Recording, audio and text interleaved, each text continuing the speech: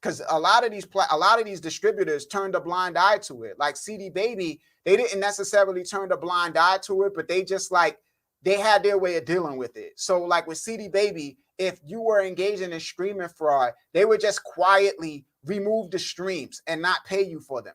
Like, so if you had 1,000 streams, but 500 of them were legitimate, they would pay you for the 500 streams. They would pay you for the 500 streams, but they wouldn't pay you for the 1,000 streams. And it would just work like that. TuneCore kind of ignored it. A lot of the to 1 RPM ignored it. Ditto with the heaviest handed, right? Like they would straight up ban you. And now after the record companies looked and they say, well, damn, we're losing millions of dollars to streaming fraud a year, then they force all of the distributors and everybody to crack down. And that makes TuneCore and everybody become more aggressive and punishing people for streaming fraud. And then people who got caught up in that complain. And they say, oh, man, they took my music down for no good reason. And 9 times out of 10, it wasn't for no good reason. They were engaging in streaming fraud, right? So that's why you got to take the reviews with a grain of salt. Truckers and freight brokers can reduce downtime and make more money by using a load board. But what up, brother? They would pay you. Everybody started, because a lot of these distributors turned a blind eye to it. Like CD Baby, they didn't necessarily turn a blind eye to it, but they just like they had their way of dealing with it. So like with CD, jump on, so you could effectively join the stream. I posted it here. So if you want to ask me something and talk to me straight up, you can. Right? Let me see if I could pin this. Can't. All right.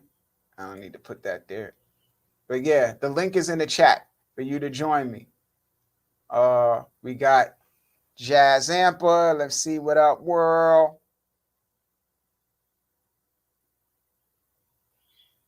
Jazz Amper says, seen a lot of bad reviews about TuneCore. I mean, there's a lot of bad reviews about everybody, man, because when you are in business for as long as TuneCore or CD Baby or DistroKid has been in business, you're going to rub a few people the wrong way. And there's also been a proliferation and bad reviews after everybody started clamping down on streaming fraud. Like once everybody started, because a lot of these distributors turned a blind eye to it. Like CD Baby, they didn't necessarily turn a blind eye to it, but they just like they had their way of dealing with it. So like with CD Baby, if you were engaging in streaming fraud, they would just quietly remove the streams and not pay you for them. Like, so if you had 1,000 streams, but 500 of them were legitimate, they would pay you for the 500 streams. They would pay you for the 500 streams, but they wouldn't pay you for the 1,000 streams. And it would just work like that. TuneCore kind of ignored it. A lot of the to 1 RPM ignored it. Ditto with the heaviest handed, right? Like they would straight up ban you. And now after the record companies looked and they say, well, damn, we're losing millions of dollars to streaming fraud a year, then they force all of the distributors and everybody to crack down. And that makes TuneCore and everybody become more aggressive and punishing people for streaming fraud. And then people who got caught up in that complain. And they say, oh, man, they took my music down for no good reason. And 9 times out of 10, it wasn't for no good reason. They were engaging in streaming fraud, right? So that's why you got to take the reviews with a grain of salt. But what up, brother? Fino, what's good, bro? Hey, what's going on, man? I love your show, man. I appreciate all the good information you gave me over the years, man. I really appreciate it. Oh, man. Thank you, man. I knew that was coming, and I kind of seen that coming, and man, it's here now.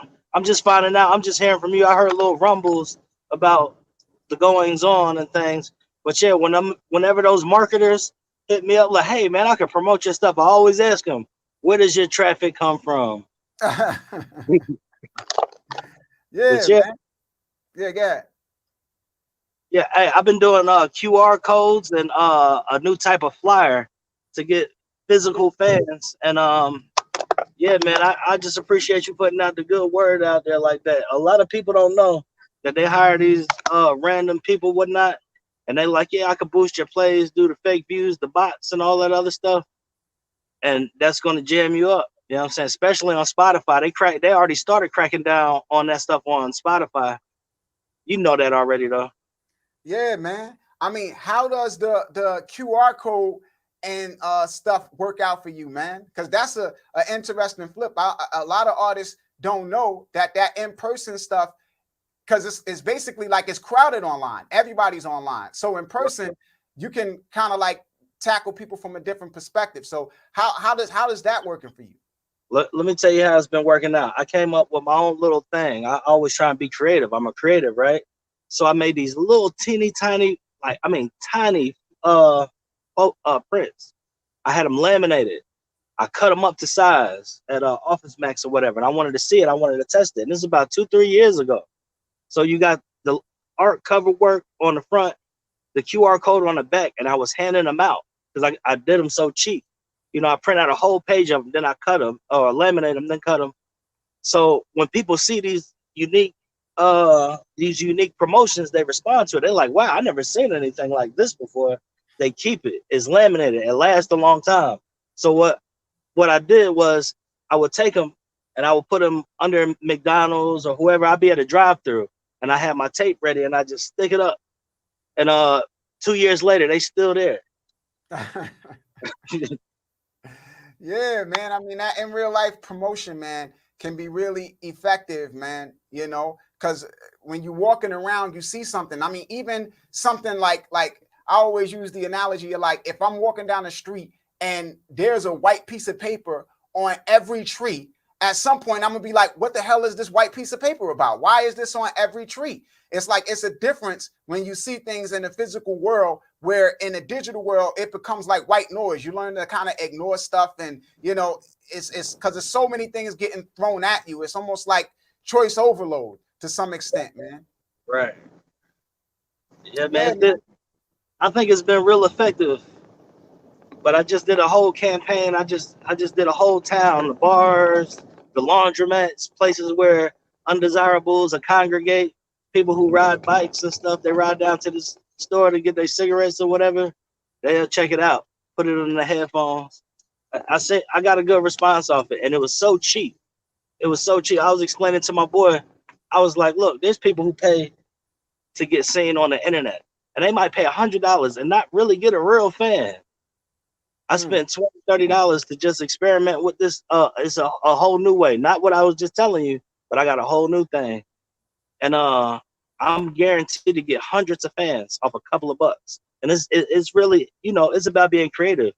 Everybody was like, oh yeah, Lil Wayne's doing mixtapes, so I'm gonna do mixtapes. They didn't understand his legal difficulties and how he was trying to be hot. But perception made everybody think, oh, I gotta drop a mixtape too. I'm gonna rhyme on such and such's beat. Like I never did that. And if I ever rhymed on somebody else's beat, I saved my masters. You know what I'm saying? Yeah, man. Definitely, bro. So let me let you go, man. All right, And appreciate it, man. no doubt, man. Thank you for tapping in, bro. Hey, search Ghetto Cable and all day with it. I appreciate y'all. All right, man.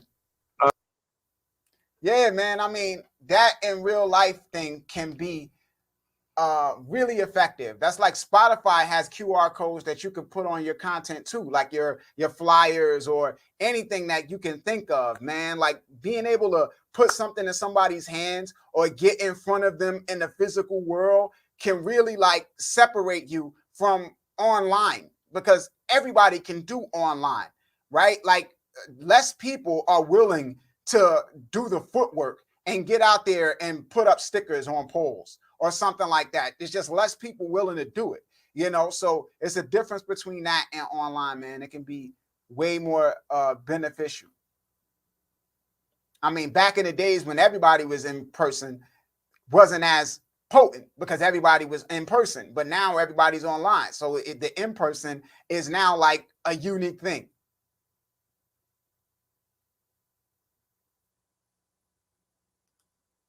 Long distance traveler says, with Ditto, is the content ID 100% or do they take a cut? I mean, Ditto allows you to keep 100% of your revenue, but I remember somebody saying something about that. So I got to double check and make sure. But I believe Ditto allegedly allows you to keep 100% of the revenue that you make from everything, you know, content ID included. But I got to double check, man, because I haven't taken a look at Ditto in a while.